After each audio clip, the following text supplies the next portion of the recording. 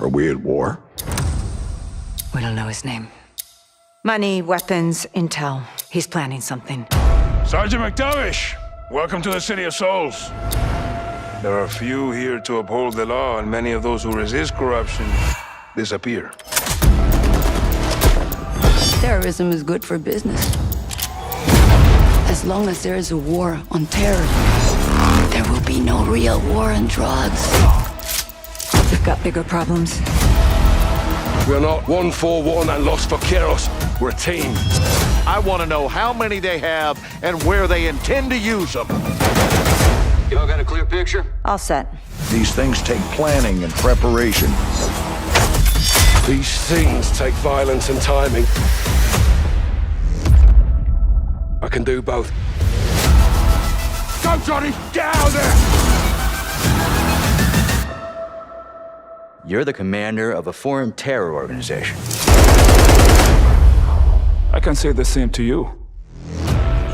Digitally pre-order Call of Duty Modern Warfare 2 and play the campaign up to a week early.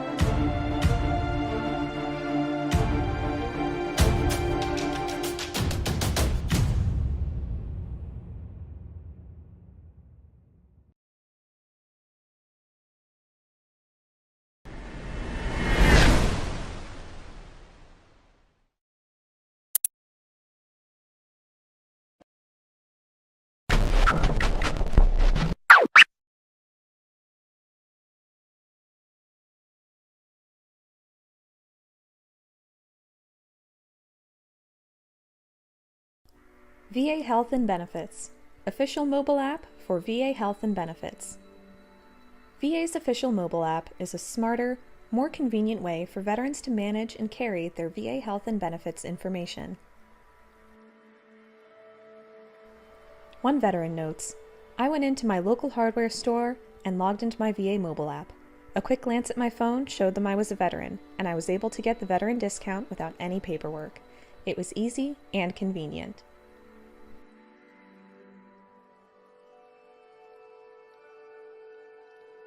Download the app via the Apple Store at https://apple.co/3 lowercase b lowercase k 9 uppercase o lowercase l, or download the app via the Google Play Store at https://bit.ly/3 uppercase q 5 lowercase q 9 uppercase l 5.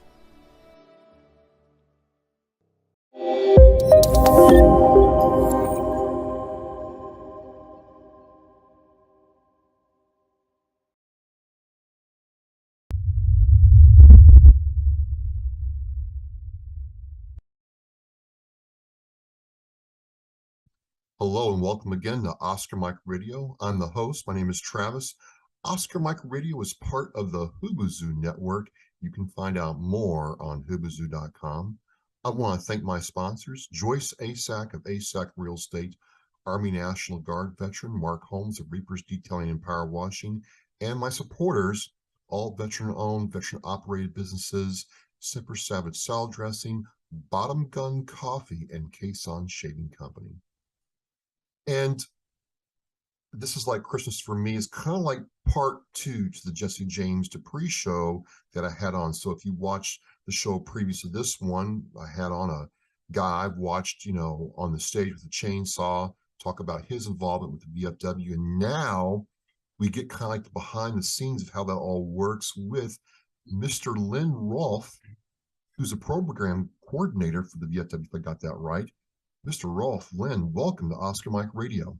Hey, thanks, Travis. It's my honor to be on a great show that I listen to from friends in Tennessee that got me introduced to what you do and the causes you get behind and all the advocacy that you get out to the community and to our veterans.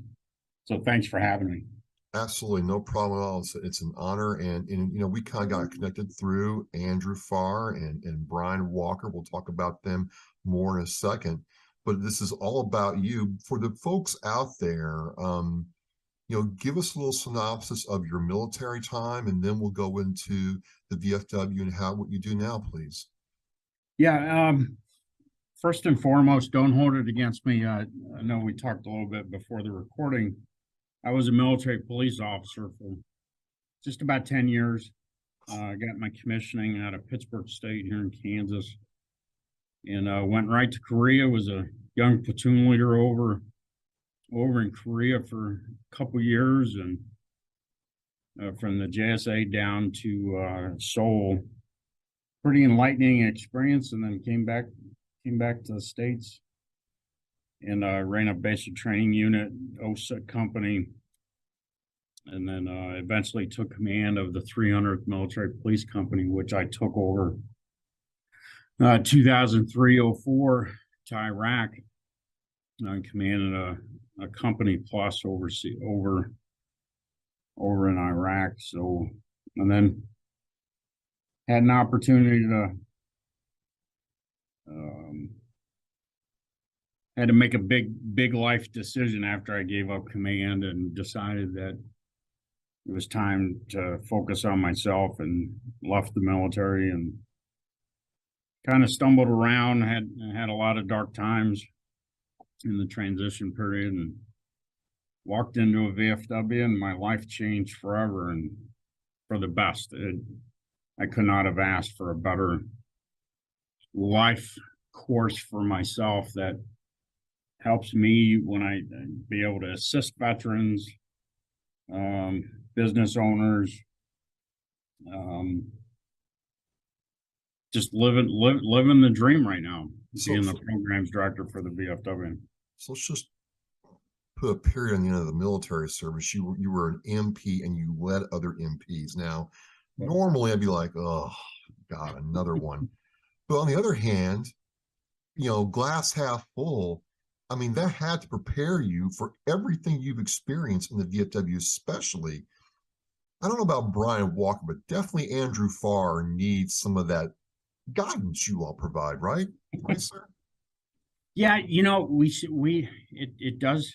And no offense to all my Marine Corps family that I have, but they're extra special. You have to spend a little more time explaining how to color within the lines. We're bad. I'm a Marine and I'm bad. We're bad. Yeah, and how we do it. But Andrew is a true success story himself.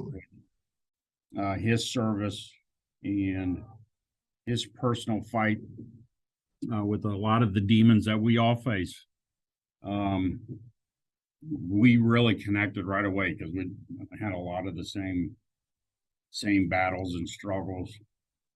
And Andrew keeps me on my toes. Good young member, wants to do the right thing. So he challenges me to be better in my responsibility to think outside of the box and try to deliver more of our programs to more people, from our nation's youth to our veterans and nursing homes, on how we can do better as an organization. So Andrew and the comrades down in Tennessee definitely make my job a lot easier, because I know we're moving the pendulum forward as the VFW. So God bless Andrew. Absolutely. One of the reasons I got connected back to the VFW and that whole, I don't qualify for the VFW, but I do for American Legion. One of the reasons that I'm kind of getting back into that was because of Andrew and Brian's, push, if you will.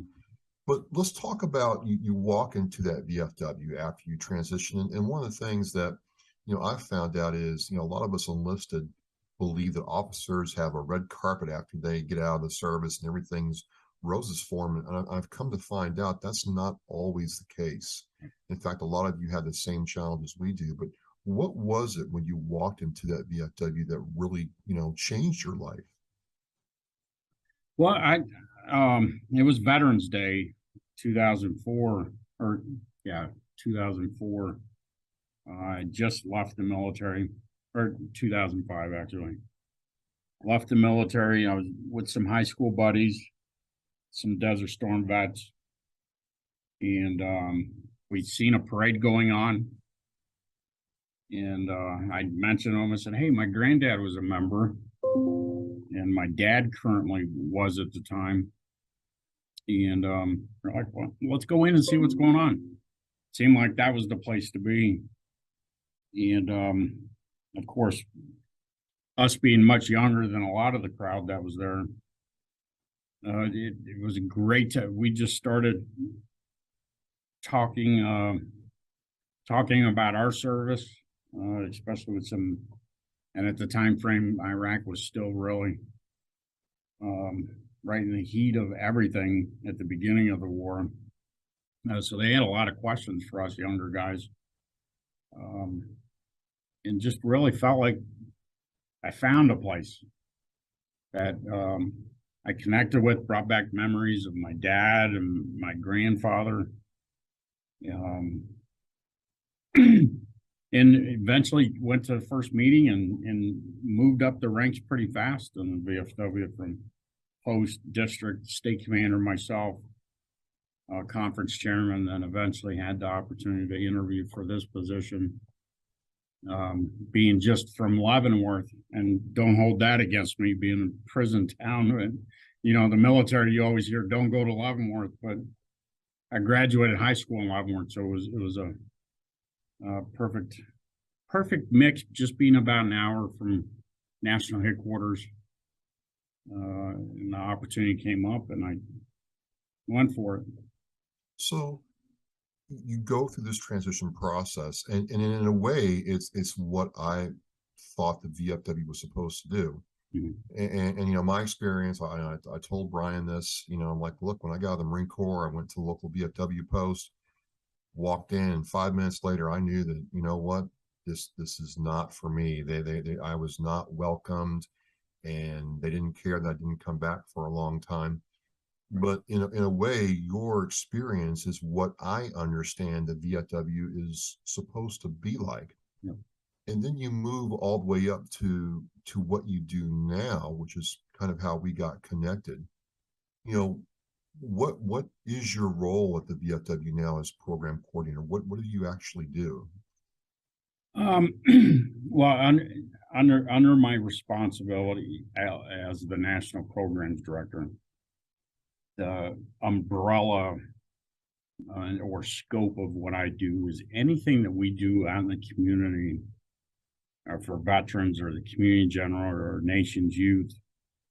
Somehow one of the programs touches from, and I'm sure you probably heard about our buddy poppy flower. We created that flower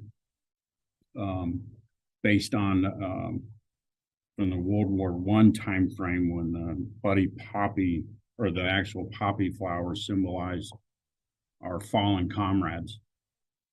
We were approached by a special lady, Miss Moyna, to help our war orphans, and we started the first campaign to raise money to help our war orphans, because back then it was just that conflict really turned our country. Some say, it was a turmoil, but it was a defining moment for our country. And we really got behind helping our war deck because so many families were impacted in World War One. So that's one piece of what I do. We do a lot of educational aspects of our nation's youth through our voice democracy and our Patriots pen, either written essay or verbal on what they feel based on a theme that we have. And our theme this year is why is America's veteran important? And we allow our youth to tell us what's going on in their community, what is their thinking, and it really helps us as an organization to get the pulse. Of course, we provide a lot of scholarships to our high schoolers, from the local to the county level to the state level, and then up to our national level at our contest that we run.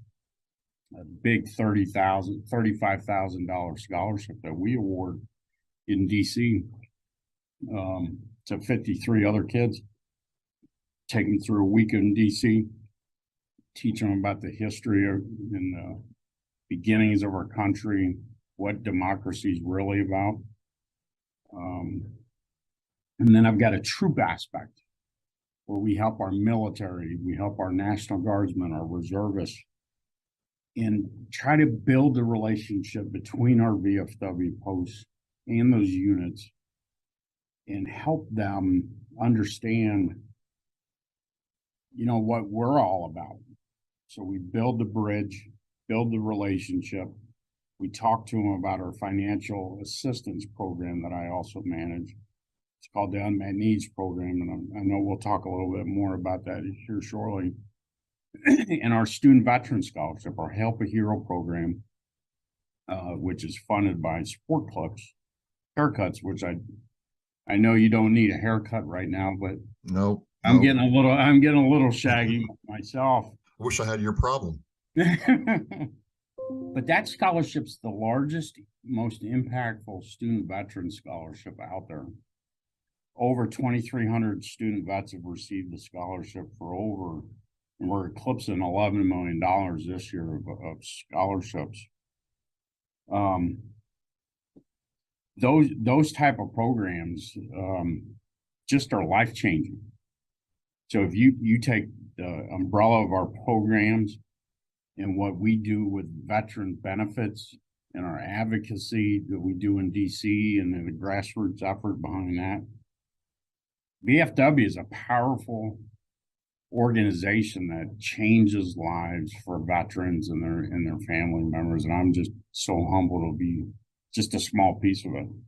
Let's go back a minute to the first program you mentioned, where it's the whole educational aspect to young people. One thing I get a lot of the veterans my age or older is like, why even bother with these young kids? They don't care, they don't pay attention to us, and I want to get your take on this, because I find that if I take the time to explain to my children or their friends, why I joined the Marine Corps, why this VFW or American Legion ceremony is so important, you'll actually get engagement if you take that time. Do you feel that it's not just the VFW, but incumbent on all veterans to take that time and be, like a better term, either an educator or ambassador for what we've done? Yeah, I think veterans in the classroom is a very underutilized resource to not only talk about our service, because not every veteran is comfortable standing in front of junior high or elementary or high schoolers and talk about what they did, but the pride of our service, I think, it's the backbone of our fabric of our country that that's our duty, talk about the Pledge of Allegiance, how to do it. How do you react when a flag walks by, or you see a flag, or you see a flag coming down, and then the importance of the flag itself. If we don't do it, no one else is going to do it. So that is our sacred obligation as vets, to teach our nation's youth the right you know, how to stand there during the national anthem, how to recite the Pledge of Allegiance, and what each color on the flag means. We have to do it because no one else is going to. Some of our school, and not to get into any politics, but you know, we have to teach them those things because it's not necessarily being taught in every school. And I hear that all the time, you know, why waste our time on nation's youth? But I tell you, once you do spend a little time with our nation's youth, they eat that up.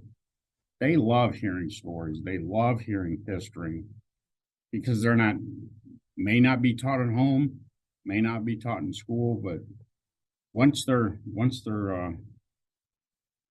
taught it just a little bit, they're like sponges. They absorb it. And those high schoolers that I deal with, those are our nation's finest. Those students are our best and brightest. Those are our future that could potentially be running our state governments or our federal government 10, 20, 30 years from now.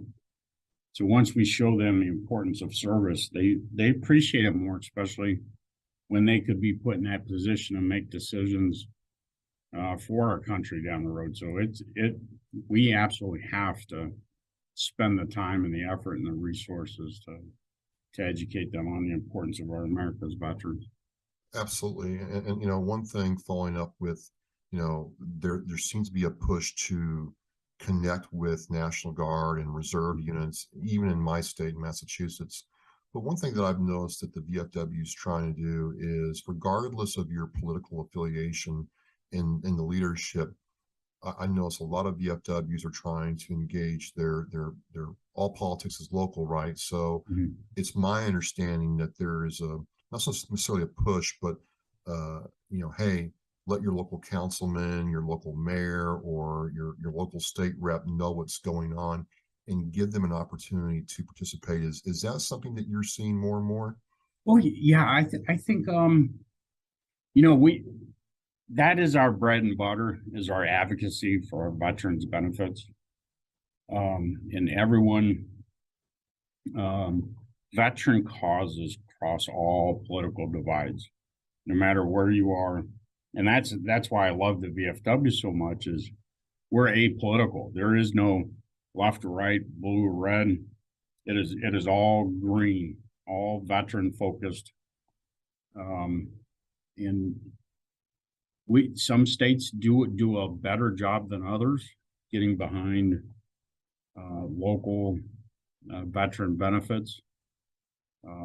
My dad and I just talked yesterday. It's like, you know, we're frustrated with my home state of Kansas that our state believes that license plates are so important. It's like, I don't need any more thank me's. You know, let's discuss bringing veteran homes into Kansas and put them in those communities where a lot more veterans are at, instead of on the western side of the state. So those discussions should be happening with VFWs, legions, and all organizations and all concerned veterans to take care of those veterans and keep them in our states. You know, I know Tennessee's doing a great job with a lot of the taxation and you know, but there's a lot of states where we could do a lot better as far as taking care of our vets. And you know, Texas has always done a great job of taking care of their veterans. And so I think it's just another part of another mission for us veterans to take care of us and those that are coming behind us. Absolutely. Absolutely. So let's fast forward a little bit. Mm-hmm. You know, we'll backtrack, excuse me. I'm in Tennessee and I'm with Andrew, and I think we're going to the Boondocks. It's a music club, and you know, south of Murfreesboro, south of Nashville, and he's all excited, which you know is a default mode anyway. But he's all excited because Jesse James Dupree, the lead singer of the band Jackal, that, you know, I'm a metalhead, Yep. Lynn, I'm rock and roll all the way. The country thing, I'm not there yet. Maybe never will be. But anyway, he's like, Jesse James Dupree gave us a signed bottle of his whiskey and bourbon and a guitar. And come to find out, this wasn't just the celebrity checkoff list. It seemed like, talking to him and Brian, like Jesse James got really involved with what you all are doing. Yep. Just how we got connected. So again, folks, you can watch the show before. I'll have the link in the show post. But now I kind of want to get the behind the scenes work because, Lynn, I'm talking to him, and he was very knowledgeable about what you all were doing, why he was there, why he supported, why it was so important that, his group, Mighty Loud, Harley Davidson, the Full Throttle Saloon, and his brands all worked with you all to advocate for veterans. And I have to feel, I hate assumptions, but that all came from a lot of work you all are doing with people like Jesse James. Yep. Can you go into that a little bit for me? Sure. It was probably about 4 or 5 years ago. We started going out. Our membership team went to Sturgis and went to the Armory, and it was kind of like a if you've never been to Sturgis, it's hard to explain, but huge fair, thousands and thousands of motorcyclist enthusiasts. We had a booth set up. We were involved with downtown event, and I guess Jesse was somewhere around there and seen our banner and was curious about it, because he'd been working with some other groups, but it was more it was not actually assisting vets per se. He was just more taking the one veteran and their family and taking them on a motorcycle ride, or just some experiential stuff. Wasn't attacking any issues that veterans had. So Jesse sent an email through our contact us link on our website and said, hey, I want to help vets somehow. I'll be in Kansas City in a couple days. I would love to discuss with someone. So the email came to myself, and I met him for coffee, and we talked. We sat down over coffee for probably 6 hours before he had to get on a flight home.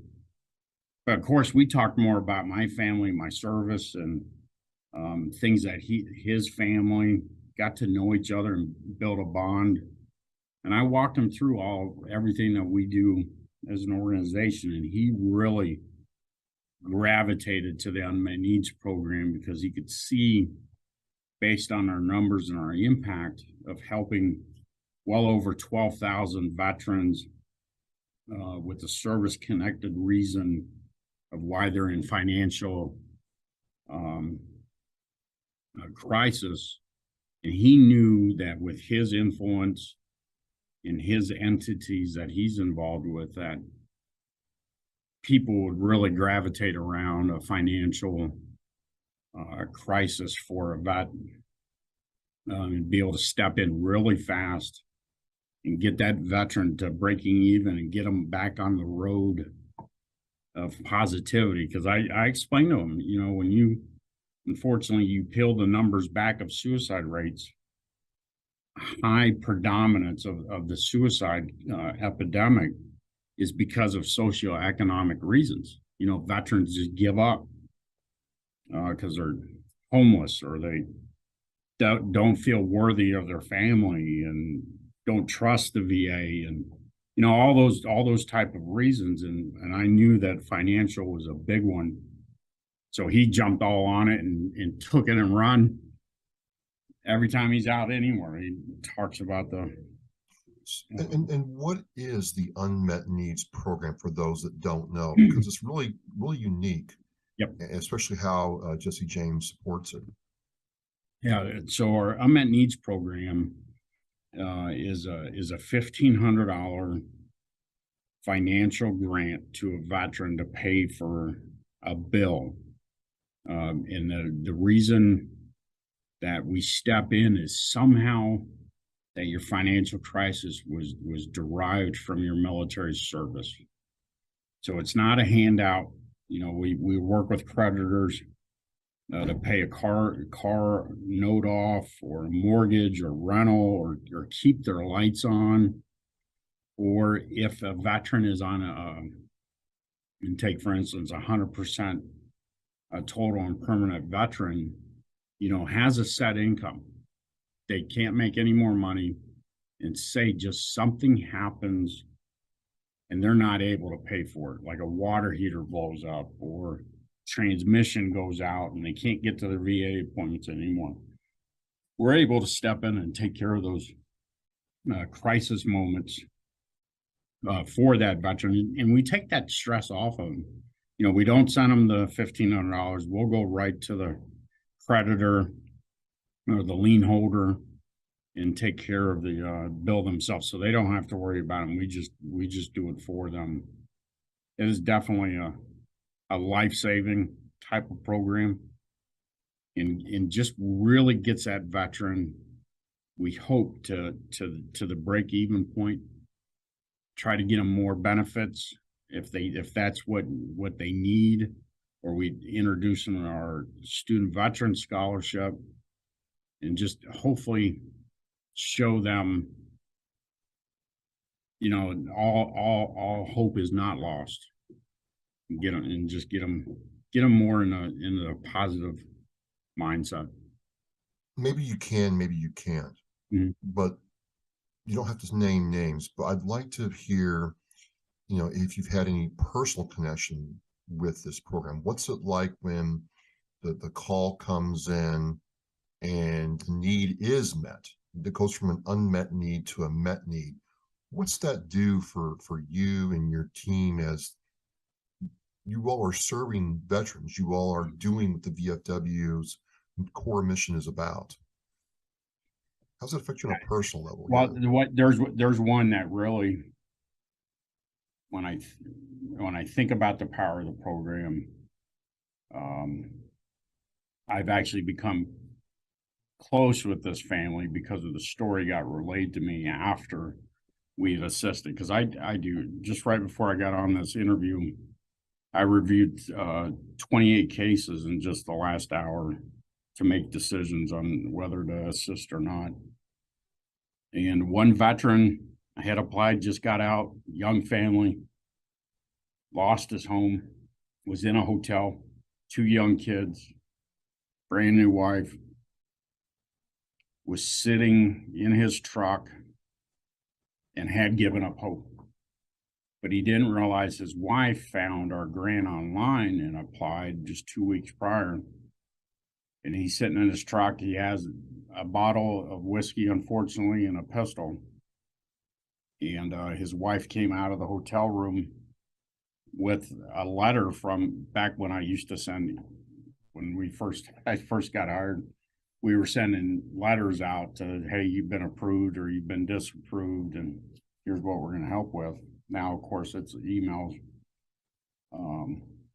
She came out and he's sitting there and he's about to make that decision, whether or not he continues. And his wife came out, hands him the letter, and he had just been approved for our grant. Now he's got a job. Oh, right. Went to school, very productive in life, and he sent an email probably a month or 2 later after everything worked out of how he was that close to making that decision. And I had the pleasure of some of the travels. I got to meet him, took some time and slipped down and met him and his family. And that right there, I'm about to, allergies are kicking in right at this moment. Well, and that's just one of hundreds and thousands of stories of. But if you can help one, I mean, you're not just helping the veteran. I mean, his or her children may be helped, that spouse may be helped, and you're affecting a lot of lives that you're never going to even see and touch. So that's really substantial. Yeah. You know, I guess as we kind of wind this down, you know, what's next for your role or what the VFW is trying to do in 2023? And the reason I'm asking that is we were rolling along, COVID hit for 2 years, and a lot of things got upended and changed, not only in how, you know, we interact with each other, but how organizations like yours, the VFW, provides the advocacy and services that they do. So, you know, how's that changing going into 2023? Well, I really, it could have been a death blow. COVID could have been a true death blow, and it hurt a lot of organizations. We,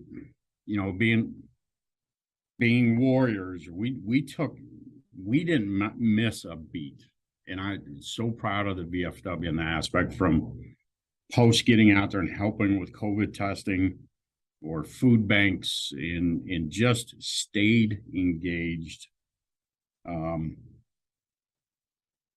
We just came off of a huge, and I'm sure in your world, the impact of our PACT Act legislation. We're about growing our organization and showing the grassroots advocacy truly works. And with this monumental veteran legislation, the positivity in the trajectory of the VFW is spiking now. We just have to do a better job from the grassroots to us at national, trying to break the perception and that stereotype of what people think of the VFW. Right. And seize on telling our story and showing them. And it's actually cool to be part of the VFW. Yeah, you may not be able to go to every meeting, but your membership in our organization can change lives. And we proved it with the PACT Act victory, thanks to our great friend John Stewart, by getting behind and breaking down a lot of the barriers we were facing with Congress. So I'm extremely positive. And I think we're going to get back to the glory days of 2 to 3 plus million members. We just need to keep spreading our gospel of the VFW and what we do to assist veterans and the community in general. Well, if the conversation I had with Jesse James Dupree was any indication, the groundwork for that has been laid a long time ago. You all have never gotten off mission, and if it's bearing fruit with things like the UnMet Needs program, I do feel that there is a lot of light at the end of the tunnel. And so when I'm asked now, because I'll be straight with you, Lynn, for a while there I was like, look guys, I mean, if you want to, there's other places you can go besides the Legion and VFW for advocacy and for socialization. And and again, I'll tell you this: it was Andrew and Brian's, and those people in Tennessee and my home state who were like showing me the way that kind of got the lost lamb back into the fold, sir. So, yep. I think I can't look away from that. I got to respect their work, and I'm excited to be a part of it as an auxiliary member of Stones River in Tennessee and my Legion here. As we close this down, I guess my last question is personally, when that veteran gets out, what do you want them to do to connect with you all? I want them to interview and find the right environment. And you hit the nail on the head. Just like McDonald's. Every McDonald's is different. You got to find the right community and what you need first and foremost to feel comfortable and flourish. Because that's one thing that we saw this back in World War II.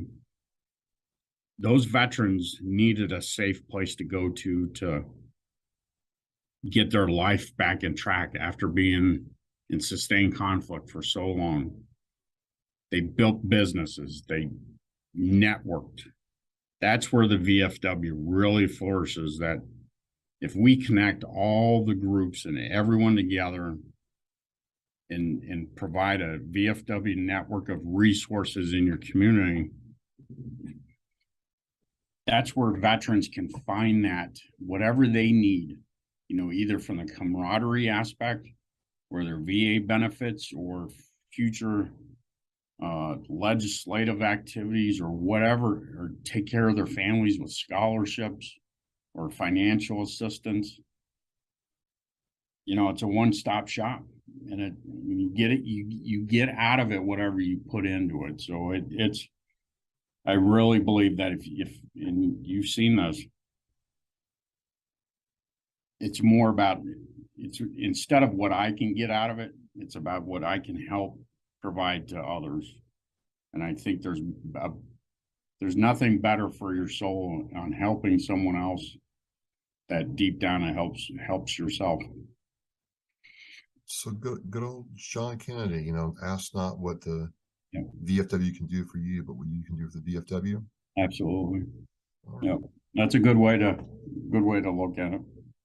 Well, I want to thank you for your time today, and folks, he kind of had to, you know, deal with me being Semper Gumby, but you know, Lynn, it was great getting to talk with Jesse James Dupree and hear that from a civilian who, you know, a lot of people think, well, he's just a rock and roller. No, there's a mind for this, and he's really invested in this. And then to understand how it's put together, I've learned a whole lot today. I want to say thank you. Travis, thank you, and love everything that you guys are doing, Oscar, Mike, and everything you guys believe in and stand for. Well, tell Brian I said hello. I'll tell Andrew that you said hello, and I can't wait to talk to you again, meet you in person. Yep, absolutely. Absolutely. Yep. Well, again, folks, you know, as Jesse James Dupree said in his show, Everyone Can Make an Impact, you're kind of seeing that here in this conversation, that you as a veteran or a civilian that wants to advocate for veterans can make that impact. And there's a way to do that in a very structured, effective way. And again, I want to say thank you to, you know, Brian Walker and Andrew for kind of showing me the way, and Lynn for your time today. As we say in Oscar Mike Radio, we are Mission in Flight. Thanks again. I want to thank you for joining me and watching Oscar Mike Radio. Now go to OscarMikeRadio.com and click shop to check out all the cool merchandise from Authentically American. All proceeds go to veteran service organizations. We are Mission in Flight.